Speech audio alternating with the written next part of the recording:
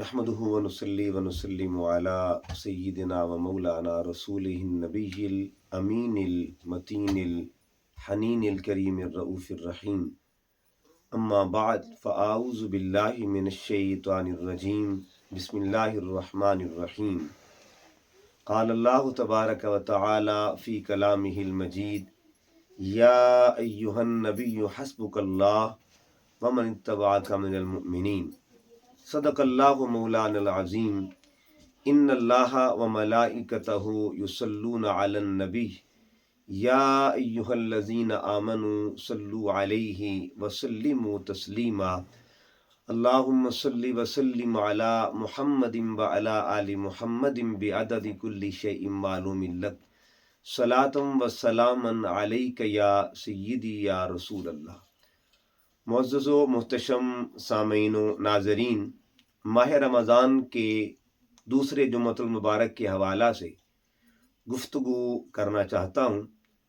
الحمدللہ یہ دوسرا جمعہ دوسرے عشرے میں ہمیں نصیب ہو رہا ہے۔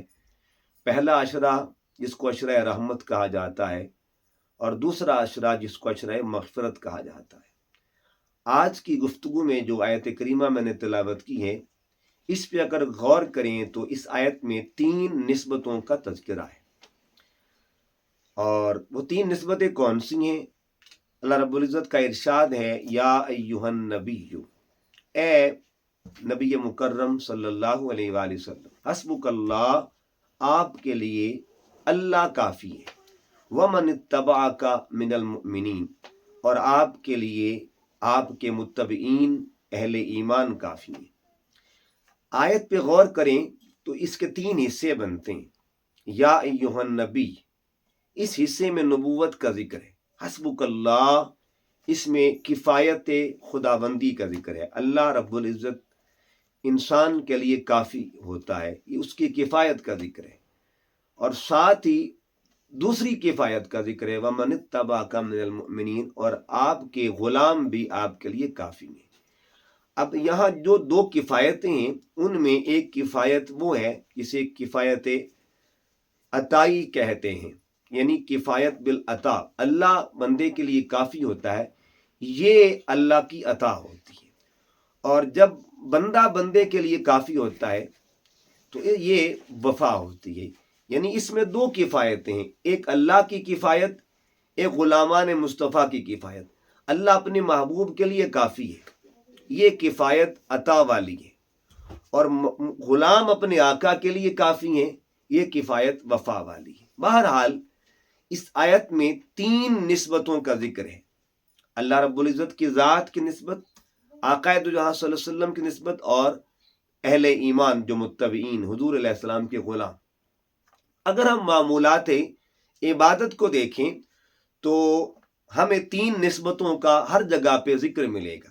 نماز کو لے لیں، نماز اللہ کا حکم بھی ہے، اللہ کی بندگی ہے، اللہ کی عبادت ہے، عبادت اللہ کی ہے، حکم اللہ کا ہے، لیکن نماز طریقہ رسول خدا کا ہے، طریقہ محبوب خدا کا ہے، تو نسبت اگر اللہ کی طرف ہوگی تو امر کی ہوگی، اور نسبت اگر حضور علیہ السلام کی ہوگی تو طریقے کی ہوگی۔ اسی طرح نماز کے اندر تذکرے بھی ہیں۔ مثال کے طور پر آپ جب نماز پڑھتے ہیں، ہم نماز پڑھتے ہیں تو ہم یہ عرض کرتے ہیں اللہ کے حضور، التحیات للہ والصلوات والطیبات، یہاں تک اگر دیکھیں تو ذکر خدا ملتا ہے۔ آگے ہم پڑھتے ہیں السلام علیکہ ایہا النبی ورحمۃ اللہ وبرکاتہ، یہاں ذکر مصطفیٰ ہے، اور آگے ہم پڑھتے ہیں السلام علینا وعلی عباد اللہ الصالحین، یہاں ذکر صالحین۔ تو 3 نسبتیں یہاں بھی پائی جا رہی ہیں۔ اسی طرح اگر روزہ حج کو لے لیں، حج اللہ کا امر بھی ہے، عبادت خدا ہے، اللہ کی بندگی کا نام ہے حج۔ حج اللہ کے لیے وَلِلَّهِ عَلَى النَّاسِ حِجُّ الْبَيْتِ، اللہ فرماتا ہے قرآن پاک میں اللہ کے لیے، یعنی اللہ کے گھر کا ارادہ کرو، حج کرو۔ تو حج اللہ کا امر ہے، اللہ کی عبادت ہے، مگر اسی حج کے اندر دیکھیں تو آپ کو نسبتیں ملیں گی۔ آپ خانہ کعبہ جب جاتے ہیں، طواف کعبہ کرتے ہیں، تو وہ نسبت اللہ کی طرف اشارہ کرتی ہے۔ لبیک اللہم لبیک کی صدائیں گونجتی ہیں، अल्लाह के घर का तवाफ़ करते हैं, इसी तरह आप मकाम इब्राहीम पे नफल पढ़ते हैं तो वो निस्बत नबूवत की तरफ जाती है। आप सफ़ा मरवा पे सही करते हैं, वो निस्बत विलायत की तरफ जाती है। इसी तसव्वुर को आप जब रोज़े की शक्ल में देखते हैं तो रोज़ा जो है अल्लाह की इबादत है, यानी अल्लाह का अमर है, हुकूकुल्लाह में शामिल है। अल्लाह हुक्म देता है, अल्लाह के लिए बंदा रोज़ा रखता है। अस्सौमु ली, हदीस कुदसिया है कि रोज़ा मेरे लिए है, अल्लाह के लिए ये है। तो अल्लाह के लिए ये अमल हम करते हैं। लेकिन अगर रोज़े के अंदर एक और निस्बत को देखें तो निस्बत कौन सी है कि जब हम सहरी और अफ्तारी करते हैं, रोज़े का अव्वल और रोज़े का आखिर, इन दोनों का ताल्लुक निस्बत मुस्तफ़ा सल्लल्लाहु अलैहि वसल्लम के साथ है। यानी रोज़ा खुदा के लिए है, अव्वल और आखिर वो सुन्नत मुस्तफ़ा से मंसूब है। सहरी भी सुन्नत मुस्तफ़ा है, इफ्तारी भी सुन्नत मुस्तफ़ा है। तो रोज़े के अंदर भी निस्बत पाई जा रही है, अल्लाह की निस्बत भी, अल्लाह के प्यारे की निस्बत भी है। अब हम जब माह रमज़ान की निस्बतों को देखते हैं तो इसमें 3 अशरे पाए जाते हैं। पहला अशरा जिसको अशरा रहमत कहा जाता है, दूसरा अशरा जिसको अशरा मग़फ़िरत कहते हैं, और तीसरा अशरा निजात। अल्लाह की रहमत जो है वो पहले अशरे में बरसती है, अल्लाह दूसरे अशरा के ज़रिए मग़फ़िरत का पैगाम देता है, और अल्लाह तीसरे अशरे के ज़रिए निजात का पैगाम देता है। तो ये तो अल्लाह की तरफ से 3 इनाम है। लेकिन इन्हीं अशरों में देखें तो अल्लाह ताला ने अपने प्यारों की निस्बतें रखी हुई हैं, अपने महबूबों की निस्बतें रखी हैं, अपने मुकर्रबीन बंदों की निस्बत रखी है। अब पहले अशरे को देखें, जहाँ ये अशरा रहमत है वहाँ ये अशरा जो है निस्बत मुस्तफ़ा के साथ भी मंसूब है। हुजूर अलैहिस्सलाम की 2 निस्बतें इस अशरे के अंदर मज़कूर हैं। वो कौन सी निस्बत? एक निस्बत औलाद रसूल है, एक निस्बत अज़वाज रसूल है। देखिए 3 रमज़ान को देखें तो 3 रमज़ान यौम विसाल सैयदा फ़ातिमतुज़ ज़हरा है, 10 रमज़ान यौम विसाल सैयदा खदीजतुल कुबरा है। तो पहला अशरा जहाँ अल्लाह की रहमत का पैगाम दे रहा है, वहाँ महबूब करीम सल्लल्लाहु अलैहि वसल्लम की ज़ात के साथ जुड़ी हुई निस्बतों का भी इजहार करता है। निस्बत अज़वाज रसूल, निस्बत औलाद रसूल जो है, इन दोनों का पैगाम देता है। इसी तरह आप दूसरे अशरे में जाए, दूसरा अशरा जहाँ मग़फ़िरत का पैगाम देता है, अल्लाह की तरफ से पैगाम मग़फ़िरत आता है, वहाँ निस्बतें भी हैं। दूसरे अशरे को देखें तो इस अशरे के अंदर भी निस्बतें मुस्तफ़ा सल्लल्लाहु अलैहि वसल्लम के साथ जुड़ी हुई हैं, हुजूर अलैहिस्सलाम की ज़ात के साथ। मिसाल के तौर पर 15 रमज़ान ये वो दिन है जिस दिन का ताल्लुक निस्बत औलाद रसूल के साथ है, इमाम हसन मुज्तबा के साथ इस दिन का ताल्लुक है। इसी तरह 17 रमज़ान को देखें तो 2 निस्बतें पाई जाती, एक निस्बत अज़वाज रसूल, एक निस्बत असहाब रसूल। यानी ये वो 17 रमज़ान का दिन है, हुजूर सैयदा आयशा सिद्दीक़ा रज़ियल्लाहु ताला अन्हा उम्मुल मोमिनीन आपका विसाल मुबारक है, और यही दिन मुसलमानों की पहली बड़ी जंग, यानी जिसको ग़ज़वा बदर कहा जाता है, आक़ाए दो जहां सल्लल्लाहु अलैहि वसल्लम की ज़ात तय्यबा जब इस ग़ज़वे में जाते हैं, हुजूर अलैहिस्सलाम इसकी क़ियादत फरमाते हैं, और हुजूर अलैहिस्सलाम ने इसमें दुआएं फरमाई। सहाबा कराम की वफ़ाएं, हुजूर अलैहिस्सलाम की दुआएं, अल्लाह की अताएं, ये तमाम तर इस ग़ज़वे का हिस्सा थी, ग़ज़वा बदर का।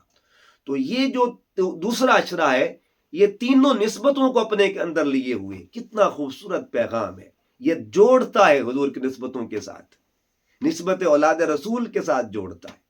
उम्मत को हुजूर अलैहिस्सलाम की औलाद की मोहब्बत का पैगाम देता है, उम्मत को अज़वाज रसूल की मोहब्बत का पैगाम देता है, उम्मत को असहाब रसूल की मोहब्बत का पैगाम देता है। और फिर तीसरा अशरा, उसमें भी 2 निस्बतें, एक निस्बत 21 रमज़ान शहादत मौला कायनात मौला अली सरकार की शहादत है, और इसी तरह यही अशरा जो है इसे अशरा कुरान भी कहते हैं, नुज़ूल कुरान का भी ताल्लुक है।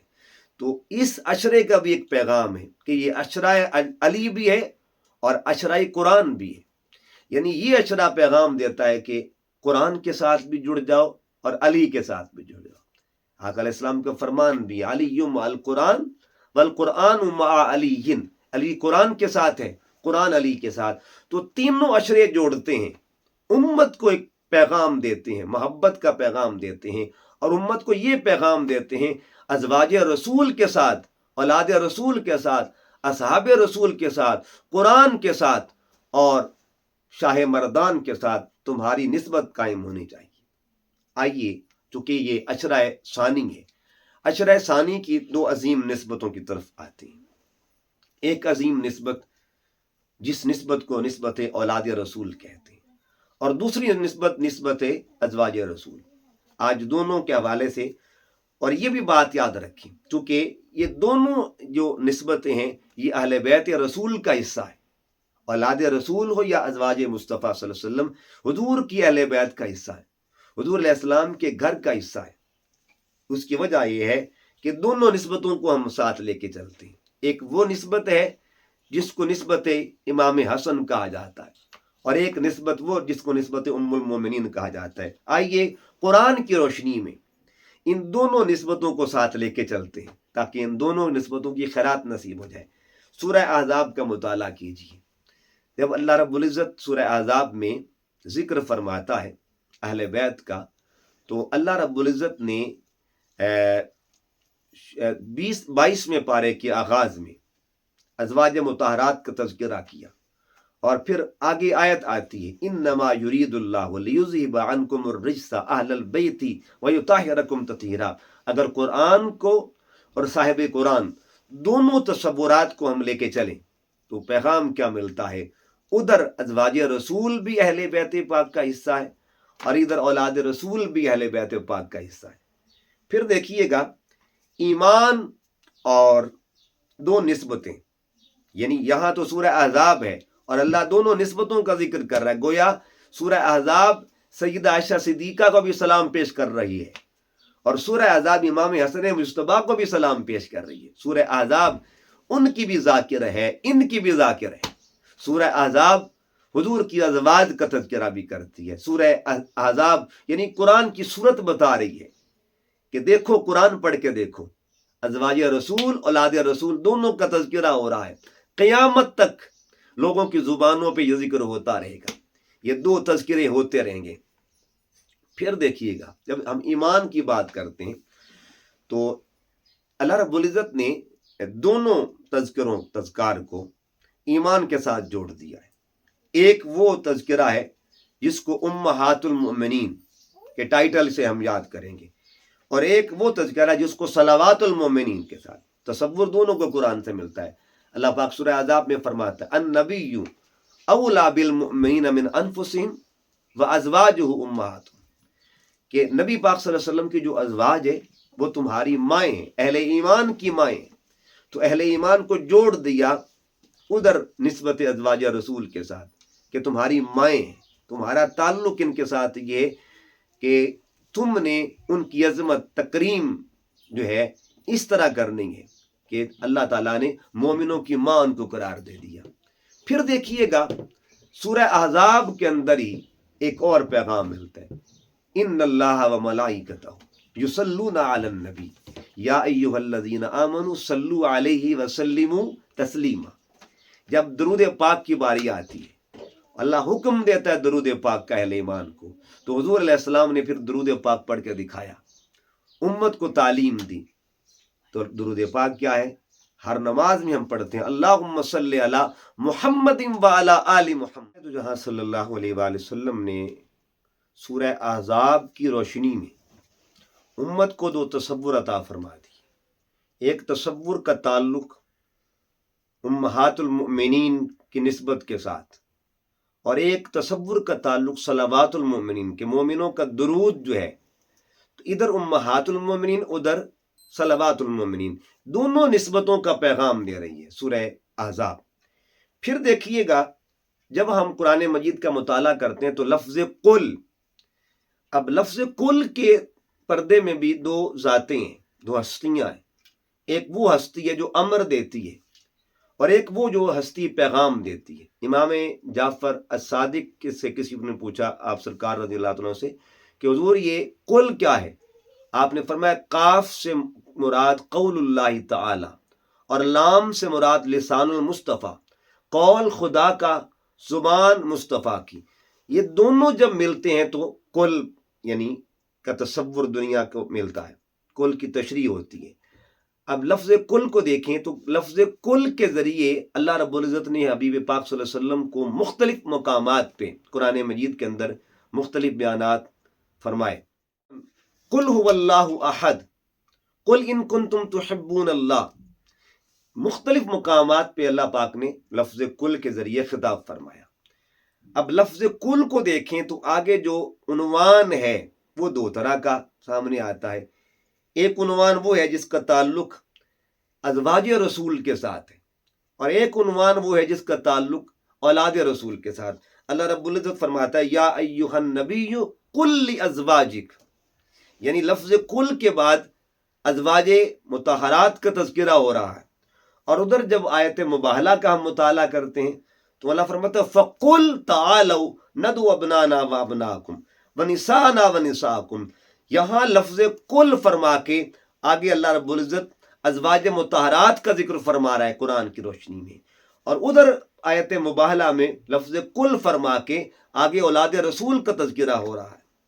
تو جب یہ تصور مل گیا کہ قرآن مجید میں اللہ تعالیٰ اپنے بندوں کو محبوب کی نسبتوں سے جوڑنا چاہتا ہے، وہ نسبت ازواج رسول کی ہو یا نسبت اولاد رسول کی ہو، تو عشرہ ثانی کی خوش قسمتی یہ ہے، بلکہ عشرہ اول بھی اس حوالے سے خوش قسمتی ہے. پہلا عشرہ بھی برکت والا ہے، اس میں اللہ کی رحمت کے ساتھ ساتھ دو نسبتیں رکھی گئیں. حضرت سیدہ فاطمہ الزہرا اولاد رسول ہے اور سیدہ خدیجہ الکبریٰ ازواج رسول ہے. دوسرے عشرے کو دیکھیں، امام حسن مجتبی اولاد رسول ہے اور ام المومنین سیدہ عائشہ صدیقہ ازواج رسول ہے. تو آج ہم امام حسن پاک اور سیدہ عائشہ صدیقہ رضی اللہ تعالی عنہا، ان دونوں ہستیوں کی روشنی میں، ان کی نسبتوں کی روشنی میں ہم پیغام محبت، تاکہ امت کا جو تعلق ہے وہ حضور علیہ السلام کی ازواج کی محبت کے ساتھ بھی ہو اور سرکار کی اولاد کی غلامی کے ساتھ بھی ہو. دونوں کی غلامی ہمارے ایمان کا حصہ ہے. آئیے ذرا سب سے پہلے ہم دیکھتے ہیں دونوں ہستیوں کا تعلق، اور وہ تعلق کس حوالے سے ہے. جب ہم دیکھیں گے قرآن مجید کے حوالے سے تو سیدہ عائشہ صدیقہ رضی اللہ تعالیٰ عنہ ام المؤمنین، آپ کو اللہ تعالیٰ نے قرآن کا فہم، قرآن کی بصیرت اتنے کمال کی عطا فرمائی کہ آپ جب بھی گھر میں بھی کوئی عمل ہوتا تو آپ اس کی تشریح بھی قرآن کی آیت سے کرتے تھے.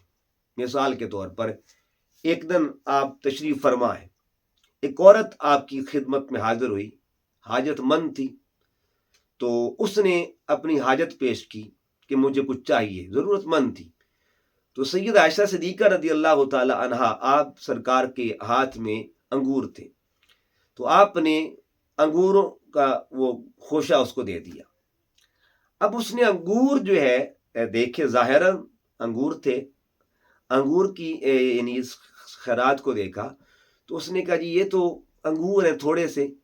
تو آپ نے قرآن مجید کو پڑھ کے پھر بتایا وَمَن يَعْمَلْ مِثْقَالَ ذَرَّةٍ خَيْرًا يَرَهُ، یعنی کچھ ایسے عمل ہوتے ہیں جو ذرے کے برابر بھی ہوں، اللہ کے حضور بہت بہتر ہوتے ہیں، اللہ کی بارگاہ میں اس کو کمال دیکھا جاتا ہے. تو دیکھیے یہ تصور گھر کے معاملات ہیں، گھر کی باتیں ہیں، اور ایک حاجت مند کے ساتھ مکالمہ ہو رہا ہے، گفتگو ہو رہی ہے، اس کی وضاحت بھی قرآن کی آیت پڑھ کے. اسی طرح دوسری طرف دیکھیں اولاد رسول صلی اللہ علیہ وسلم، امام حسن مجتبی سرکار کی طرف دیکھیں تو امام حسن مجتبی آپ کے گھر میں بھی ایسا معاملہ ہوا. یعنی یہ وہ ہستیاں تھیں جن کے گھر میں نزول قرآن ہوتا تھا، جن کے گھر میں قرآن کی بہاریں ہوتی تھی، قرآن کے انوار ہوتے تھے. آپ کی خدمت میں آپ کی خادمہ وہ سامان یا کھانا لے کے آ رہی ہے تو اس کے ہاتھ سے برتن چھوٹا اور ٹوٹ گیا. جب ٹوٹا تو بشری تقاضے ہوتے ہیں، آپ کو ناگوار گزرا طبیعت پر، چونکہ نفیس مزاج ہستی تھی تو طبیعت پر وہ جو کھٹکا تھا وہ ناگوار گزرا. تو اس نے جو آپ کی خادمہ تھی اس نے قرآن پڑھا، قرآن پڑھنا شروع کیا، والکاظمین الغیظ، غصہ کو پی جانے والی ہستیاں. اور جب اس نے قرآن پڑھا تو امام حسن مجتبی نے بھی اس کے جواب میں قرآن مجید کی تلاوت کی، والعافین عن الناس، کہ لوگوں کو معاف کرنے والے لوگ بھی ہوتے ہیں. جب یہ بات ہوئی تو اس خاتون نے پھر قرآن پڑھا واللہ یحب المحسنین، اللہ احسان کرنے والوں سے محبت فرماتا ہے. یعنی گھریلو باتیں ہیں، گھر کے معاملات ہیں، گھر کی گفتگو ہے، مگر اس پر بھی رنگ قرآن کا ہے، اس پر بھی اثر قرآن کا ہے، اس پر بھی جو اظہار قرآن کی صورت میں، قرآن کی آیات کی شکل میں ہو رہا. پھر دیکھیے، پھر ان دونوں ہستیوں کی نسبت حضرت سیدہ عائشہ صدیقہ رضی اللہ تعالیٰ عنہ، اگر ان کا تعلق محبت کا دیکھیں، نسبت کو دیکھیں، تو ان اللہ رب العزت کی بارگاہ سے حضرت سیدہ عائشہ صدیقہ رضی اللہ تعالی عنہا کے لیے سلام بھی آتا ہے، اور جبرائیل امین پیغام لے کے آتے ہیں کہ یہ جو حضرت عائشہ صدیقہ ہے، یہ یہاں بھی آپ کی زوجہ ہے اور آگے بھی آپ کی زوجہ ہوں گی. آقا علیہ السلام کو پیغام دیا، یعنی اللہ کی طرف سے پیغام، نسبت عائشہ صدیقہ رضی اللہ تعالیٰ عنہ کہ عرش سے پیغام آ رہا ہے. اور ادھر امام حسن مجتبیٰ کو دیکھیں کہ جب امام حسن مجتبیٰ اس کائنات میں آپ کی آمد ہوتی ہے، جلوہ گری ہوتی ہے، آپ کی ولادت باسعادت ہوتی ہے، تو آپ کا نام رکھا گیا حمزہ، امام حسین کا نام رکھا گیا جعفر. حدیث پاک میں آتا ہے کہ رسول خدا صلی اللہ علیہ وآلہ وسلم ایک دن اپنی بیٹی حضور سیدہ بطول زہرا سلام اللہ علیہ ان کے پاس آتے ہیں، اور سرکار نے فرمایا بیٹی فاطمہ ان اللہ قد امرنی، اللہ نے مجھے حکم دیا کہ میں ان بچوں کے نام بدل دوں. تو عرض کے بابا آپ مالک ہیں، جو مرضی نام رکھ دیں. آقا علیہ السلام فرماتے بیٹی نام رکھنے نہیں ہیں، نام اللہ نے رکھ دیے. اللہ پاک نے بڑے شہزادے کا نام حسن رکھ دیا ہے، چھوٹے کا نام حسین رکھ دیا ہے. تو جن کا نام عرش سے آئے، ادھر ہے کہ جن کا پیغام عرش سے آئے ان کو بی بی عائشہ صدیقہ کہتے ہیں، ادھر جن کا نام خدا کی طرف سے آئے اس ہستی کو امام حسن مجتبیٰ کہتے ہیں.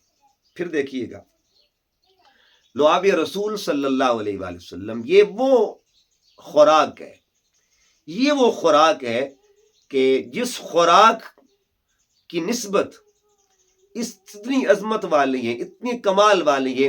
حضور علیہ السلام کی ذات طیبہ نے امام حسن مجتبیٰ کو سب سے پہلی جو خوراک دی، دیکھیے بچے پیدا ہوتے ہیں تو ان کو گھٹی دی جاتی ہے، جس کو عربی میں تعنیق کہتے ہیں. تو آقا صلی اللہ علیہ وسلم نے شہزادوں کو گھٹی عطا فرمائی، امام حسن مجتبیٰ کو گھٹی عطا فرمائی، امام حسین پاک کو گھٹی عطا فرمائی. تو گھٹی میں کیا عطا کیا؟ اپنا لعاب عطا فرمایا، لعاب مصطفیٰ صلی اللہ علیہ وآلہ وسلم، وہ لعاب جو کنویں میں ڈالا جائے تو میٹھا پانی ہو جاتا ہے، وہ لعاب جو آنکھ پہ لگایا جائے تو آنکھ کو شفا مل جاتی ہے، وہ لعاب جو ٹوٹی ہڈیوں پہ لگایا جائے تو ہڈیاں جڑ جاتی ہیں. تو وہی لعاب پہ رسول صلی اللہ علیہ وسلم جن کا فیض امام حسن مجتبیٰ کو ملا. پھر آقا صلی اللہ علیہ وسلم مسواک فرماتے، اور وہ مسواک حضرت عائشہ صدیقہ کو، یعنی اس مسواک میں بھی لعاب مصطفیٰ کی برکت ہوتی، لعاب مصطفیٰ کا فیض ہوتا، لعاب رسول کا اثر ہوتا. وہی آپ مسواک سیدہ عائشہ صدیقہ رضی اللہ تعالی عنہا کو جب حضور علیہ السلام کا وصال تھا، قریب وقت تھا، آپ نے وہی مسواک ان کو عطا فرمائی. اور سیدہ عائشہ صدیقہ رضی اللہ تعالی عنہا نے حضور علیہ السلام کی وہ مسواک بطور تبرک رکھی ہوئی تھی، اور فخر سے بتاتی کہ یہ وہ مسواک ہے جو آقا صلی اللہ علیہ وسلم نے اپنے لعاب کے تبرک سے مجھے عطا فرمائی. اس کے بعد دیکھیے طہارت کو دیکھیں، طہارت کو دیکھیں تو حضور ام المومنین سیدہ عائشہ صدیقہ رضی اللہ تعالی عنہا، ان کی طہارتوں پر قرآن کی گواہیاں ہیں. دیکھیے نا، قرآن مجید میں جب بات ہوتی ہے عصمت مریم کی سلام اللہ علیہ، حضرت مریم بی بی کی عصمت کی بات ہو تو گواہی کہاں سے دی جاتی ہے؟ پنگھوڑے سے. اور کون دیتا ہے؟ حضرت سیدنا عیسیٰ علیہ السلام گواہی دیتے ہیں. جب معاملہ ہوتا ہے عصمت یوسف علیہ السلام کا تو گواہی ایک بچہ دیتا ہے. اب معاملہ عصمت سیدہ عائشہ صدیقہ کا ہوا تو گواہی کون دے رہا ہے؟ قرآن مجید کی سورہ نور کو پڑھ کے دیکھیے، آیت نمبر 11 سے لے کے 27 نمبر آیت تک یہ تمام تر آیتیں گواہی دے رہی ہیں کہ حضرت سیدہ عائشہ صدیقہ رضی اللہ تعالی عنہا، جن کو طہارت کا سرٹیفکیٹ اللہ خود عطا فرما رہا ہے، ان کی عصمت کا ذکر اللہ خود فرما رہا ہے، یہ زوجہ رسول کی مرتبت ان کا مقام ان کی عظمت کا عالم تھا۔ اور دوسری طرف دیکھیں حضرت امام حسن مجتبیٰ، کون امام حسن؟ وہ چادر تطہیر، جب آیت تطہیر اترتی ہے حدیث پاک، اور یہ حدیث بھی سیدہ عائشہ صدیقہ بیان کر رہی ہیں، یعنی طہارت امام حسن مجتبیٰ کی بات ہو تو سیدہ عائشہ صدیقہ بیان فرماتی میرے گھر کا صحن تھا، حضور علیہ السلام نے چادر اوڑی ہوئی۔ اور اس کو اور بھی ازواج مطہرات نے اس حدیث کو بیان کیا ہے کہ حضور علیہ السلام کی چادر میں 4 وجود آتے ہیں، حضرت امام حسن، امام حسین، حضرت مولا علی، سیدہ فاطمۃ الزہرا۔ تو اس چادر کے اندر ایک فرد ایسا بھی ہے جن کو امام حسن کہتے ہیں۔ کون امام حسن؟ ان کی طہارت کا اندازہ اب اس بات سے لگائیں کہ 15 رمضان المبارک کو آپ کی ولادت ہوئی، ظہر کا وقت تھا، ابن عساکر نے اس کو نقل کیا ہے، ظہر کا وقت تھا، ظہر کے وقت امام حسن مجتبیٰ کی ولادت ہو رہی ہے، اور سیدہ عائشہ صدیقہ سیدہ فاطمۃ الزہرا سلام اللہ علیہا، آپ نے جب اپنے شہزادے کو جنم دیا تو عصر کی نماز بی بی زہرا پاک پڑھ رہی ہے۔ اب 2 طرفہ طہارت، ادھر طہارت والدہ اور ادھر طہارت نومولود، طہارت زہرا اور طہارت امام حسن۔ امام حسن مجتبیٰ اس کائنات میں جلوگر ہوئے، طاہر بن کے آئے۔ تو جس طرح طہارت محمدی کے مظہر کو بطول زہرا کہتے ہیں، تو طہارت زہرا کے مظہر کو امام حسن مجتبیٰ کہا جاتا ہے۔ تو یہ طہارتوں کا تاج جو ہے اللہ پاک نے امام حسن کو عطا فرمایا۔ پھر دیکھیے گا حضرت ام المومنین حضور سیدہ عائشہ صدیقہ رضی اللہ تعالی عنہا، جب جنت کی رفاقت کے حوالے سے بات آتی ہے تو حدیث طیبہ آقا دو جہاں صلی اللہ علیہ وآلہ وسلم نے حضور سیدہ عائشہ صدیقہ رضی اللہ تعالی عنہا کے بارے میں فرمایا، عائشہ تو زوجتی فی الجنہ، کہ جس طرح عائشہ یہاں میری زوجہ ہے، یہ مصنف ابن ابی شیبہ کی حدیث ہے کہ آقا علیہ السلام فرماتے جس طرح عائشہ دنیا میں میری زوجہ ہے، اسی طرح عائشہ جنت میں بھی میری زوجہ ہوگی۔ پھر دوسری طرف دیکھیں رفاقت جنت کی جب بات اولاد رسول کے لیے ہوتی، پھر مسند احمد بن حنبل کی حدیث پاک ہے، رسول خدا صلی اللہ علیہ وآلہ وسلم نے حضور سیدہ فاطمۃ الزہرا سلام اللہ علیہا سے فرمایا، قال رسول اللہ صلی اللہ علیہ وآلہ وسلم انی و ایاکی، کہ اے بیٹی فاطمہ میں اور تو، وہازین، اور یہ 2 تیرے شہزادے، وہازر راقد، اور یہ سویا ہوا شخص، مولا کائنات آرام فرما رہے تھے، فی مکان واحد یوم القیامہ، قیامت کے دن ایک ہی مکان میں ہوں گے۔ یعنی ادھر جب ازواج رسول صلی اللہ علیہ وآلہ وسلم کی بات آئے تو حضور رفاقت جنت کی بات کرتے ہیں، ادھر اولاد رسول صلی اللہ علیہ وسلم کی بات ہے، ادھر بھی رفاقت جنت کی بات ہو رہی ہے۔ پھر دیکھیے حضرت ام المومنین سیدہ عائشہ صدیقہ رضی اللہ تعالی عنہا اور امام حسن مجتبیٰ، ان دونوں ہستیوں کی نسبت کو دیکھیں، ازواج رسول اور اولاد رسول۔ ایک ہستی وہ ہے جنہوں نے احادیث طیبہ کی روشنی میں حضور علیہ السلام کی یعنی شان خلق، یعنی حضور علیہ السلام کی تخلیق کی، حضور علیہ السلام کے حسن کا ذکر کیا، تخلیق کی شان کو بیان کیا، اور ایک وہ ہستی جنہوں نے حضور علیہ السلام کے خلق کو بیان کیا۔ آقا دو جہاں صلی اللہ علیہ وسلم کے خلق کی جب باری آئی تو سیدہ عائشہ صدیقہ رضی اللہ تعالی عنہا سے صحابہ اکرام نے پوچھا کہ آقا صلی اللہ علیہ وسلم کے اخلاق کے بارے میں بتائیں، تو سیدہ عائشہ صدیقہ فرماتی کان خلق القرآن، حضور کے اخلاق کا نام قرآن ہے۔ اور دوسری طرف دیکھیں تو امام حسن مجتبیٰ حدیث کے راوی ہیں، بڑی معروف حدیث پاک ہے، حضور علیہ السلام کے پیکر مبارک، حضور کے جمال اطہر کا تذکرہ، سر سے لے کے پاؤں تک حضور علیہ السلام کے سراپا کی بات ہو رہی ہے، ایک ایک لفظ جو ہے کمال فصاحت سے، بلاغت سے آراستہ ہے، مزین ہے، یعنی تمام فصاحتیں، بلاغتیں اس حسن بیان پر قربان ہو جائیں کہ امام حسن مجتبیٰ اپنے نانا جان کے جمال کا ذکر، اپنے نانا جان کے حسن کا تذکرہ کر رہے ہیں۔ تو ایک طرف شان خلق اور دوسری طرف شان خلق۔ پھر دیکھیے گا جب ہم جنت البقیع، وہ قبرستان ہے، یہ وہ قبرستان ہے جو روضہ رسول صلی اللہ علیہ وآلہ وسلم کے سائے میں ہے، بالکل قریب ہے۔ آپ جنت البقیع میں کھڑے ہوں تو سامنے گنبد خضرا ہے۔ اس عظیم قبرستان میں بڑی بڑی ہستیوں کی قبور اقدس ہے، خود سیدہ بطول زہرا، امام حسن مجتبی، امام زین العابدین، امام باقر، امام جعفر صادق، ان کی قبور یہاں موجود ہیں۔ پھر ازواج مطہرات میں حضور علیہ السلام کی تقریباً 8 ازواج مطہرات کی قبور یہاں موجود ہے۔ اسی قبر یعنی جو قبرستان کے اندر ازواج رسول صلی اللہ علیہ وآلہ وسلم اور اسی قبرستان میں اولاد رسول، دونوں نسبتوں کا یہاں پہ اظہار ہے، یادیں ہیں۔ تو یہ جو دھرتی ہے مدینہ طیبہ کی، حضور علیہ السلام کا شہر اقدس ہے، حضور کا روضہ پاک جو ہے، اس کا قرب و جوار امت کو پیغام دے رہا ہے۔ یہ قبرستان امت کو فکر دے رہا ہے کہ ازواج رسول صلی اللہ علیہ وسلم کی بارگاہ میں بھی حاضری ہو، حضور علیہ السلام کی اولاد کی بارگاہ میں بھی۔ اسی قبرستان میں امام حسن مجتبی کی قبر انور ہے، اور اسی قبرستان میں زوجہ رسول حضرت سیدہ عائشہ صدیقہ رضی اللہ تعالی عنہا، ان کی قبر انور ہے۔ پیغام یہ دینا چاہتا ہوں کہ دونوں ہستیاں حضور علیہ السلام کی محبوب، ازواج رسول میں دیکھیں تو سیدہ عائشہ صدیقہ حضور علیہ السلام کی محبوب ہستی ہیں، اور ادھر دیکھیں امام حسن مجتبی، یہ بھی حضور علیہ السلام کی محبوب ہستی ہے۔ حضور علیہ السلام نے ازواج رسول میں ان سے محبت کا اظہار کیا، ان سے بھی محبت کا اظہار کیا۔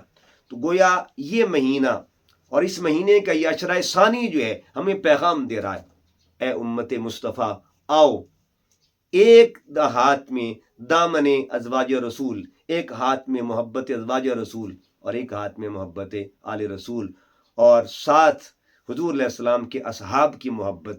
یہ محبتیں اس عشرے کے اندر 3 محبتوں کا اظہار، ازواج رسول، اصحاب رسول، اولاد رسول، ان کی محبتوں سے اپنے من کو آباد کریں۔ یہ پیغام ہے عشرہ ثانی کا۔ انشاءاللہ غزوہ بدر کے حوالے سے، شہداء بدر کے حوالے سے خصوصی گفتگو انشاءاللہ وہ ریکارڈنگ اس کی ہوگی انشاءاللہ۔ تو آج کی 2 نسبتیں جو ہیں اس کے ساتھ ہی گفتگو کو مکمل کرتے ہیں۔ اللہ تعالیٰ ہمیں حضور کی اولاد کا بھی نوکر بنائے اور ازواج مطہرات کا بھی نوکر بنائے۔ ان دونوں نسبتوں کو ہماری دنیا و آخرت میں نجات کا ذریعہ بنا دے۔ وما علیہ الا البلاغ المبین۔